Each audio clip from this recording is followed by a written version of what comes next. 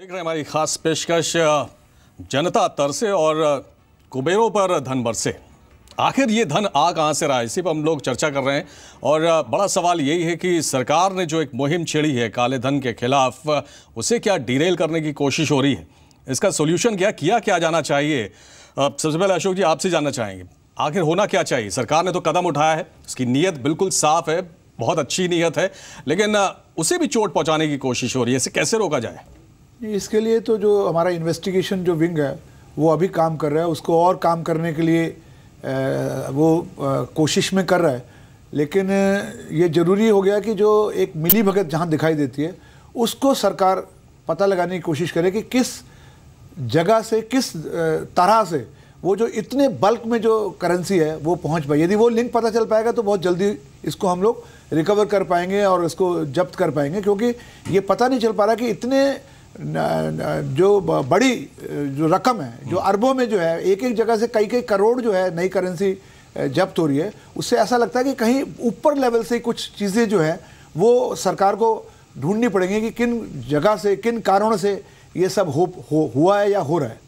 जब तक उसको नहीं ढूंढ पाएंगे, डिपार्टमेंट अपनी तरफ से पूरी कोशिश कर रहा है, जो भी उनकी नज़र में आ रहा है, जहां उनको ऐसा महसूस होता है कि यहाँ पे कोई काला धन हो सकता है या नई करेंसी का भंडार हो सकता है, हम उस पर कार्रवाई कर रहे हैं और हम और प्रयास तेज करेंगे कि इसको तेजी से इसको बरामद किया जा सके।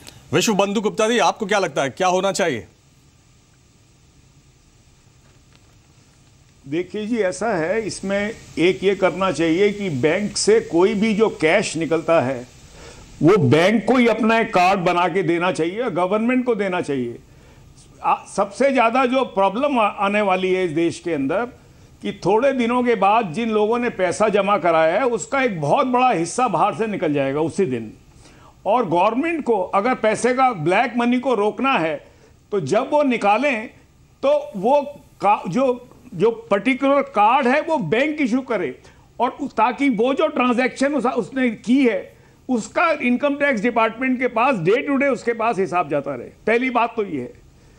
दूसरी बात ये है कि कई प्रोफेशंस के अंदर जहां पर कैश ज्यादा जाता है, ज्वेलर्स हैं, कोई ज्वेलर कोई भी कैश की ट्रांजैक्शन ना कर पाए, इस तरह का कानून पास कर देना चाहिए।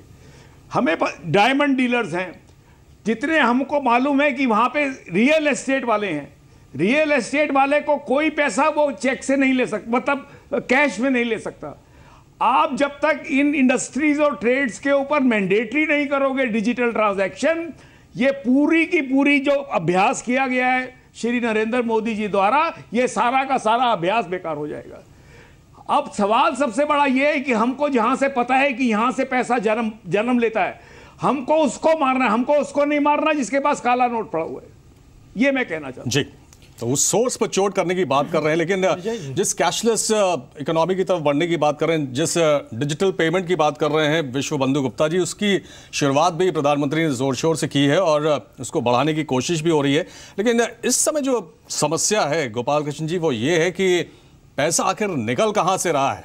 ये बड़ी चिंता की बात है कि लोग लाइन में लगे हुए हैं और करोड़ों रुपए पूरे देश से बरामद हो रहे हैं। तो वो सोर्स कहाँ है, कहां पर है और उसे कैसे पकड़ा जाए? नहीं, इसीलिए देखिए ये जो सारा है इन्वेस्टिगेशन होगा। जैसे जिन बैंकों में जमा हुआ वो अगर बेनामी प्रॉपर्टी एक्ट भी सरकार इसीलिए लाई है कि आप थर्ड पार्टी के अकाउंट, जो पैसा बाहर बरामद हो रहा है वो तो ये कहा जा रहा है कि बैंक से निकल कर जा रहा है। जो विड्रॉल में सरकार ने रेस्ट्रिक्शन लगाई है वो भी उसका यही कारण है कि अगर ज्यादा बल्क में एकदम निकाल दिया, अल्टीमेटली ये एक्यूमुलेट हो रहा है, एक साथ तो नहीं निकल रहा होगा, अलग अलग अकाउंटों से निकल रहा है, अलग अलग सोर्सों से निकल के कुछ लोगों के पास एक्यूमुलेट हो रहा है। उन सोर्सेज को इसीलिए इन्वेस्टिगेशन करे, सरकार को इंफॉर्मेशन मिली है, सरकार को जानकारी मिली है, तभी तो ये लोग पकड़े जा रहे हैं। सरकार अपना काम करिए। मैं आपको एक फिगर देना चाहता हूं, मैं हवा में बात नहीं कर रहा। जैसे मैंने आपको बताया था कि पिछले 2 साल में 92 अधिकारियों को, सीनियर अधिकारियों को सरकार ने अलग अलग करप्शन के जुर्म में अलग अलग तरीके की सजाएं दी हैं। ये पिछले कभी सालों में इतना नहीं हुआ। दूसरी एक फिगर अभी परसों आई थी कि टैक्स कलेक्शन है, जो इनडायरेक्ट टैक्स कलेक्शन है वगैरह, 26% बढ़ गया और डायरेक्ट टैक्स कलेक्शन 15% बढ़ गया एडवांस टैक्स में। ये क्यों हुआ? सरकार, जनता में अब डर बढ़ रहा है, लोग सरकार को टैक्स भी ज्यादा देने को तैयार हैं, फिर भी जो मैनिपुलेट कर रहे हैं अब उनको, और जैसे जनधन योजना में लोगों ने अकाउंट में जमा करा, अब बदमाशी तो की है ना लोगों ने, इसको तो सरकार डिनाई नहीं कर रही कि गलत लोगों, दूसरे लोगों ने, ब्लैक मनी वाले लोगों ने कुछ लोगों के अनसस्पेक्टिंग आम जनता के अकाउंट में जमा कर दिया, इसीलिए सरकार कह रही है कि उन्हें पकड़ेंगे। आखिर अगर आप एक स्टेप्स ले रहे हो और उससे एक्सपोज हो रहे हैं लोग, तो इसको तो अप्रिशिएट ही करेंगे ना।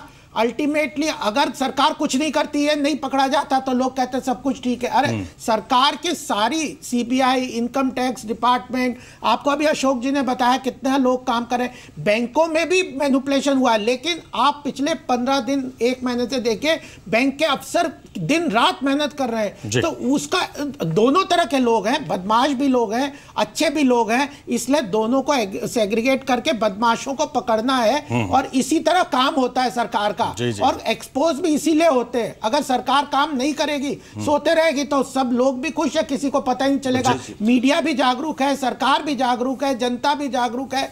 एक मुहिम है, एक देश में स्वच्छ आर्थिक ढांचा तैयार करने की तरफ वह प्रयास चल रहा है, और उसको अप्रिशिएट करना चाहिए। आलोक जी, आप कुछ कहना चाह रहे हैं? देखिए, मैं समझता हूं सरकार बहुत मुस्तैद है, मीडिया भी मुस्तैद है।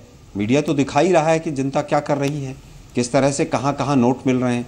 लेकिन ये बात ज़रूर इन्होंने बहुत अच्छी कही कि जनता ने बदमाशी की है। अरे भाई, आप क्या बात कर रहे हैं? आप अपने सिस्टम को कंट्रोल नहीं कर पा रहे हैं। नहीं, कुछ लोग कह रहे हैं कि जनता ने बदमाशी की। आप ही के शब्द मेरे नहीं है। बदमाश है जनता, तो आलोक जी, कुछ लोग, कुछ लोग, वो तो सभी कह रहे हैं, अफसरों के लिए कहा, वो तो सभी कह रहे हैं, वो तो सामने है चीज कि कुछ लोग अभी भी रख लीजिए, काले धंधे में लगे हुए, पैसा मत दीजिए। अरे भाई, आपकी नहीं, आपकी किस तरह से, अरे सर, आपकी क्या सोच है, आपका लक्ष्य क्या है? नहीं, मैंने क्या कहा वो मत बोलिए, आप अपनी बात अभिमन्यु पूरी तरह से चक्रव्यूह में फंस गया है। जिस तरह से अर्थव्यवस्था को इन्होंने दोराहे पर चौराहे पर लाकर खड़ा कर दिया है। अगर आलोक जी अर्थव्यवस्था की बात करनी है तो मैं अर्थव्यवस्था भी बता दूंगा कैसे इनकम टैक्स अधिकारियों का, बैंकों के कर्मचारियों का तो हाल देख ही लिया उन्होंने क्या किया, पूरे देश के अंदर तांडव कर दिया। ये कह रहे हैं कि साहब थोड़ा थोड़ा पैसा निकलता है, 2-2 हजार, और वो एक आदमी के पास जाकर एक्यूमुलेट हो जाता है और फिर वो 5 करोड़ 10 करोड़ बन जाता है। कैसी आप किस तरह की हास्यास्पद बातें कर रहे हैं, बचकानी बातें कर रहे हैं। बैंकों से बैग भर के निकल रहे हैं, कार्टून गायब हो रहे हैं। आपने तो अरे भाई, तमाम मीडिया दिखा रहा है, आपको समझ नहीं आ रही है। लेकिन आलोक जी, एक लॉ फर्म के पास अगर, अरे भाई, लॉ फर्म के पास करोड़ों रुपया मिल रहा है तो क्या वो 4-4 हजार रुपए करके इकट्ठा हुआ है? आलोक जी, आप कैसी हास्यास्पद बात कर रहे हैं? कम से कम सत्ता के चश्मे को उतारिए। बात की है, प्रधानमंत्री ने यह भी कहा है कि आपको कुछ दिखाई अगर नहीं देगा। बैकडोर से कोई गलत काम करने की कोशिश कर रहा है तो हमने वहां भी कैमरे लगा रखे हैं, इसलिए बचेगा कोई नहीं, उन्होंने ये साफ कर दिया। और ये पकड़ रहे जा रहे हैं। 8 तारीख को प्रधानमंत्री महोदय ने ब्रजेश जी भाषण दिया था, पहला छापा पड़ा 18 तारीख को, 10 तारीख में तो सब कुछ कर लिया, 10 दिन में तो लोगों ने। प्रधानमंत्री जी के कैमरे कहां थे फिर उस टाइम तक, 10 दिन तक? अरे तो 70 साल में आपने क्या किया? 18 तारीख तक एक भी छापा नहीं पड़ा, एक बैंक कर्मचारी को किसी को सस्पेंड नहीं किया। 23 दिन के बाद पहले बैंक कर्मचारी को सस्पेंड किया गया है। पार्लियामेंट स्ट्रीट के ऊपर जो इलाहाबाद बैंक है, 100 करोड़ का घोटाला पार्लियामेंट के सामने हो गया, और ये कह रहे हैं कि साहब हमने एक्शन लिया। दरियागंज में एक्सिस बैंक में 5 किलोमीटर दूर है पार्लियामेंट से, क्या हुआ? 125 करोड़ रुपए 4 अकाउंट में, फर्जी अकाउंट में डाल दिया गया, 44 अकाउंट में, और ये कहते हैं साहब हमने एक्शन लिया। ये सोती हुई सरकार है, इन्होंने लूट की छूट इन्होंने दी है क्योंकि इनके लोग इन्वॉल्व हैं। आप बताइए, 91 लाख रुपए लेकर महाराष्ट्र में मंत्री पकड़ा गया, उसको आपने बीजेपी से निकाला, वो आज भी बीजेपी में बैठा हुआ है। आप बताइए मुझे, वो जो वेस्ट बंगाल में 35 लाख रुपए लेकर आपका कैंडिडेट मिला, मनीष शर्मा, उसको पार्टी से निकाला। जनार्दन रेड्डी के ड्राइवर ने खुदकुशी कर ली। जनार्दन रेड्डी की लड़की की शादी के 9 दिन के बाद इनकम टैक्स के अधिकारी वहां पहुंचे। आप लोग देश को गुमराह कर रहे हैं, आप लोग ड्रामा कर रहे हैं। मनमोहन सिंह जी का नाम लिया। ये इस तरह की बहस देखिए संसद में हम लोग देख रहे हैं। आलोक जी, सवाल हमने ये उठाया था, क्या बेकार की बात है, आप लोगों के पास कोई कुछ कहने को नहीं होता, आपके पास सोल्यूशन क्या है? आप मनमोहन सिंह पे आपके पास सोल्यूशन? एक मिनट, इस पर लोग बाद में बहस करेंगे। अभी आलोक जी, त्यागी जी ने नाम गंभीर मुद्दा है, सुनिए। आप लोगों ने, आलोक जी, आम लोगों से जुड़ा हुआ मुद्दा है जो कि परेशान हो रहे हैं।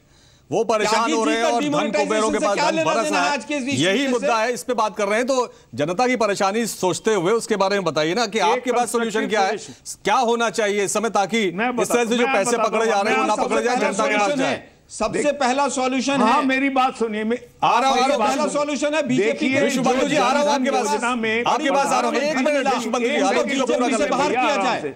91 करोड़ रुपए, 91 लाख रुपए जिस मंत्री के पास मिले उसको सबसे पहले जो स्कीम निकाली है बहुत अच्छी स्कीम है। मोदी साहब अपने भाषण देना, बड़े बड़े भाषण देना बंद करें, ऑफिस में बैठकर काम करें। उस बैंक अकाउंट के साथ एक डेबिट कार्ड भी उसको आदमी को देना चाहिए, और उस डेबिट कार्ड के साथ साथ उसके अंदर क्रेडिट की फैसिलिटी बिल्ड कर दीजिए उसके डेबिट कार्ड में।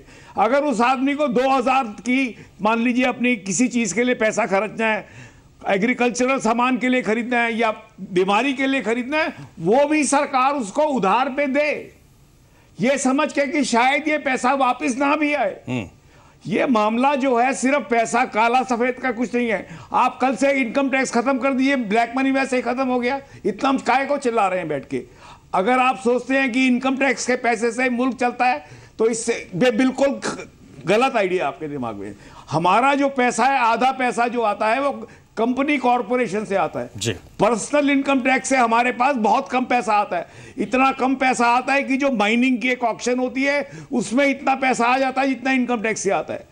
सवाल यह है कि किस तरह से हम गरीब आदमी को फैसिलिटी दे सकते हैं, किस तरह से हम गरीब आदमी को बैंकों में ला सकते हैं, किस तरह से उसको लोन दे सकते हैं, किस तरह से हम इन गरीबों की मदद करें जो पिछले 70 साल से भूखे मर रहे हैं, सड़कों पे पड़े हुए। तो ये एक अच्छा मौका इस समय आया है जब लोगों ने बैंक में जाना शुरू कर दिया है। सरकार को इनको डेबिट कार्ड देना चाहिए फ्री, उसके साथ क्रेडिट देना चाहिए फ्री। अगर बीमार पड़ता है सरकार रुपए कार्ड दे भी रही है, दवाइयों के लिए चलना चाहिए। इस ओर भी सरकार काम कर रही है विश्व बंधु जी, इस ओर भी सरकार काम कर रही है, 20 दिन के। लेकिन फिलहाल जिस लीकेज की हम लोग बात कर रहे हैं, जो कि चिंता का विषय है, वो बैंक से है। तो बैंक से ये लीकेज कैसे रोका जाए? अशोक जी, कुछ ऐसे भी सजेशन आए थे कि बैंक में ही विसल ब्लोअर्स को कहीं ना कहीं सरकार को प्रमोट करना चाहिए ताकि वो इंफॉर्मेशन सरकार तक पहुंचाएं कि गड़बड़ी कहां हो रही है, क्योंकि बात लगातार ये आ रही है कि हायर लेवल पर ये प्रॉब्लम है, हायर लेवल से ये लीकेज हो रहा है। क्योंकि बड़ी रकम है तो बड़ी रकम छोटे लेवल से नहीं होती है, वो बड़े लेवल से ही होती है। तो इस तरह की तैनाती अगर की जाती है, उसको कुछ इंसेंटिव देकर आप अगर प्रमोट करते हैं तो सरकार को बहुत वैलिड और बहुत ही ऐसी इंफॉर्मेशन मिल सकती है जिस पर अगर वो कार्रवाई करे तो शायद इस तरह की समस्या रुक जाए। नहीं, वो हम लोग चाहते हैं कि जो बैंक की जो तुरंत के तुरंत जो डिटेल्स हैं वो हमारे पास आ भी रही हैं, उस पर हम कार्रवाई भी कर रहे हैं। लेकिन अभी इनकम टैक्स जो है, इनकम टैक्स इमीडिएटली यही कर सकता है कि जो भी इस तरीके की चीज़ें हैं उसको जब्त कर सकता है, उस पर उसको सीज कर सकता है। लेकिन जहाँ तक उसके ऊपर बाकी के एक्शन है उस पर बहुत टाइम लगता है। इनकम टैक्स की जो प्रक्रिया है उसके अंदर उसका असेसमेंट है वो बहुत 1 साल 2 साल लगता है। उसके बाद आपको पता चलता है कि ये काला धन हो सकता है या सफ़ेद धन हो सकता है। इसको वो जस्टिफाई, जिसके पास से पकड़ा गया यदि वो जस्टिफाई करता है तो वो काला धन नहीं होगा, यदि जस्टिफाई नहीं करता तो हम मान सकते हैं कि वो काला धन है, वो अनडिस्क्लोज इनकम है। लेकिन आज जो सबसे बड़ा मेजर है कि सरकार आईबी को जो इंफॉर्मेशंस हैं उसको किसी तरीके से पकड़े और उस पर साथ हम चाहते हैं कि एक ज्वाइंट मुहिम चलाई जाए, जो आईबी है या क्राइम के जो हैं हमारे तमाम जो इंफॉर्मेशंस हैं उसको कंसोलिडेट करके यदि हम तुरंत के तुरंत एक्शन पे जाएंगे तो शायद इस समस्या का बहुत जल्दी हम लोग हल निकाल पाएंगे। और वो जहाँ भी ये करेंसी अब निकल गई है बाहर, क्योंकि अभी हमें लगता है कि कुछ करेंसी बाहर अभी भी है, उस करेंसी को हम जल्द से जल्द पकड़ सकते हैं यदि सारे तंत्र को मिला के हम लोग कार्रवाई करें।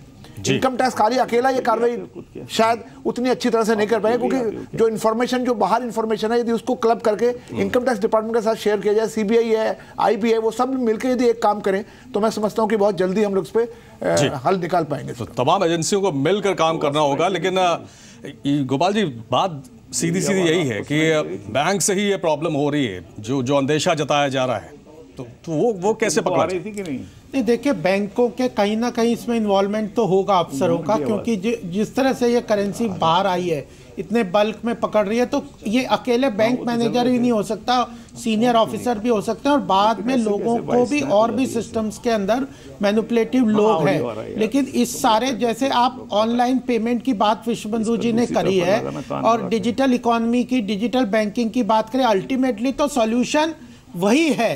अगर हमारा सारा एक ट्रांजैक्शन एक ऑडिट ट्रेल होगी और बैंकिंग ट्रांजैक्शन सिस्टम के थ्रू होगा, तभी उसका पूरा लिंकेजेस होगा और उसका ऑडिट ट्रेल होगा। उस तरफ हमें बढ़ना है, लेकिन हमें उस तरफ एकदम जाने के लिए कुछ इंफ्रास्ट्रक्चर इकोसिस्टम तैयार करने, वही हम कर रहे हैं। चाहे उसका इंटरनेट कनेक्शन चाहिए, साइबर सिक्योरिटी चाहिए, लोगों को अवेयरनेस चाहिए, एजुकेशन चाहिए, यूपीआई जैसे सिस्टम है, यूनिफाइड पेमेंट इंटरफेस जैसे सरकार ने बनाया है, नेशनल क्लियरिंग कॉर्पोरेशन आरबीआई ने बनाया ताकि इंटरबैंक पेमेंट आसान हो जाए, ई वॉलेट सरकार ने निकाले।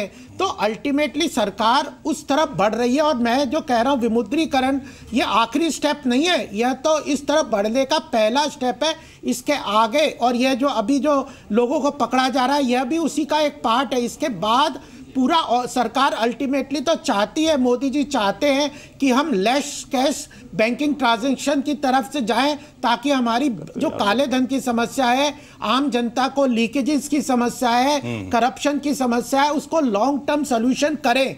तो थोड़ा पेशेंस हमें रखना होगा, सरकार पे विश्वास रखना पड़ेगा। 70 साल की प्रॉब्लम 2 साल में इतने तक तो आए, अभी हमें 3 साल और है, इसको जड़ से समूल नष्ट कर देंगे, इसको खत्म कर देंगे, ये विश्वास रखें। जनता हमारे साथ है, मैं तो सब जगह घूमता हूं, जनता कहती है कि हम मोदी जी के साथ हैं। पहली बार किसी ने विश्वास जगाया जनता के बीच में कि वह भ्रष्टाचार के खिलाफ पूरे मन से लड़ाई लड़ रहे हैं और पूरी ताकत से लड़ रहे हैं और पूरे कमिटमेंट के साथ लड़ रहे हैं। आप चिंता ना करें, जनता इस बात को समझ रही है। कुछ भ्रष्ट लोग हैं वो फिर भी फेल करने की कोशिश कर रहे हैं, लेकिन उन्हें जिंदगी भर याद रखना पड़ेगा। आलोक जी, 50 दिन का समय भी मांगा है और प्रधानमंत्री ने कहा है कि 50 दिन के बाद स्थिति बेहतर हो जाएगी, अच्छे दिन आ जाएंगे। और उन्होंने ये बात भी बार बार सुनिश्चित की है कि किसी को बख्शा नहीं जाएगा। और गोपाल जी भी कह रहे हैं कि अभी 3 साल करीब का वक्त और भी है, और ऐसे में हम काले धन को समूल ख़त्म कर देंगे। जब जनता साथ में है, अधिकारी साथ में है, पूरा अमला साथ में है, तो फिर विपक्ष को क्या क्या परेशानी है?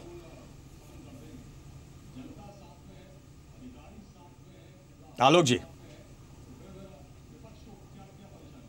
देखिए, पता नहीं जनता की चिट्ठियां कहां से आ रही हैं इनके पास कि जनता पूरी इनके साथ है। अरे 1 करोड़ से ज़्यादा लोग बेरोजगार हो गए हैं और ये कह रहे हैं कि जनता हमारे साथ है। कैसे हमारे साथ है मुझे तो अभी तक समझ नहीं आया है। जहाँ तक बात जनता की है, आज मोदी साहब का हेलीकॉप्टर क्यों नहीं लैंड हुआ है?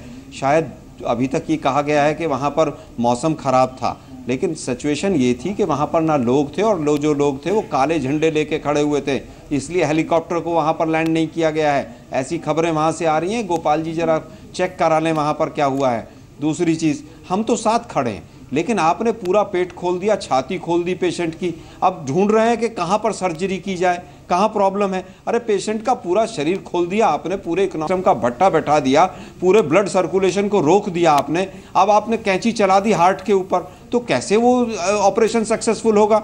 आप बार बार कह रहे हैं कि साहब हमने तो देखिए बहुत बड़ा काम कर दिया है, क्रांतिकारी काम कर दिया है। कहाँ है क्रांति? क्रांति तो ये है कि आप मुरादाबाद देखिए, मेरठ देखिए, कानपुर देखिए, बनारस देखिए, भदोही देखिए, जहाँ पर ट्रेडिशनली काम होता था तमाम कारखाने बंद हो गए। आगरा में जूते के सोल के कारखाने में जहाँ पर 50-50 लोग काम करते थे, आज 5 लोग बैठकर चाय पीकर आ जाते हैं। लेकिन इन्होंने बहुत बड़ा काम कर दिया है।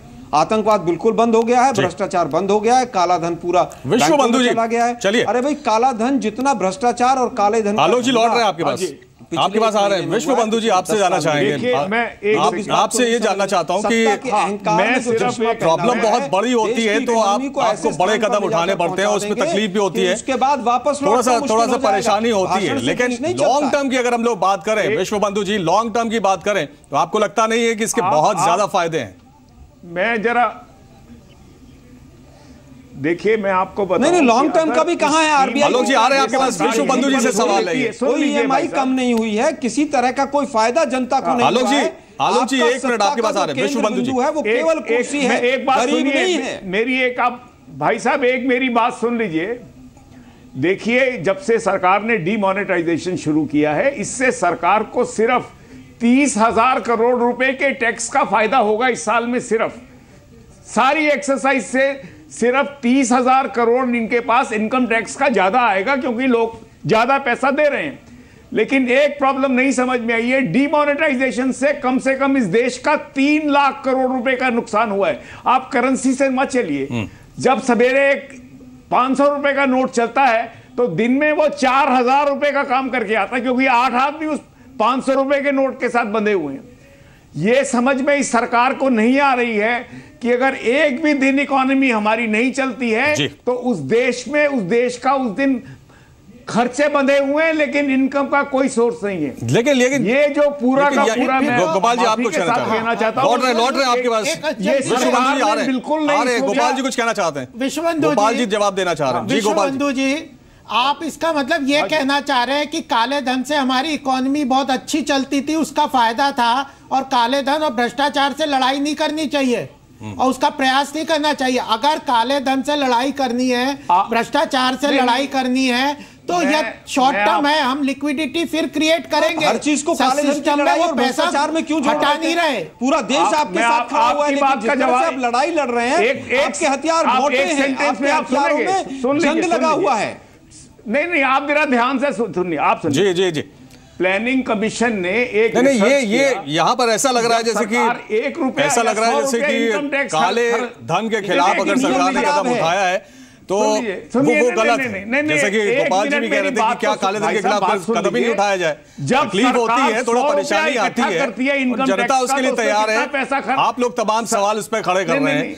जहां पर अभी लीकेज है उसको भी प्लग करने की कोशिश हो रही है सरकार की तरफ से, कदम उठाए जा रहे हैं। तमाम पूरे देश में करेंसी जब्त की जा रही है, कार्रवाई हो रही है। आप कह रहे हैं मेरी बात तो सुन लीजिए, आप इनकम टैक्स का रेट आधा कर दीजिए, जो है ये साबित करने की कोशिश करें कि बिल्कुल गलत नहीं। 15% कर दीजिए ना, ब्लैक मनी आपका आधा कम हो जाएगा। सोल्यूशन की बात कर रहे थे, आप लोगों ने बहुत सारे सुझाव दिए। उम्मीद है कि ये तमाम सुझाव सरकार तक पहुंचेंगे और उस पर अमल करने की कोशिश होगी। फिलहाल बहुत शुक्रिया आप सभी का इस चर्चा में हमारे साथ रहने के लिए। बहुत धन्यवाद। टैक्स का रेट आधा कर दीजिए। अशोक जी आपका ज्यादा इनकम टैक्स का रेट, गोपाल जी आपका, आलोक जी आपका, और विश्वबंधु जी आपका बहुत धन्यवाद, बहुत शुक्रिया। फिलहाल इस खास पेशकश में बस इतना ही, लेकिन एक अच्छी शुरुआत सरकार ने की है। कुछ लूप होल, कुछ लीकेजेस रहे हैं, उसको भी प्लग करने की कोशिश हो रही है और ये कह सकते हैं कि आने वाले दिनों में ये इसका जो नतीजा होगा वो पूरे देश के लिए बहुत ही बेहतर होने वाला है।